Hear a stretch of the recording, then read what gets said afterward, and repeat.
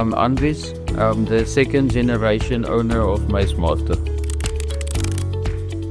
My father, Andries Senior, was working as a fitter and turner at Premier Milling Kroonstad. He was doing the roll fluting and maintenance.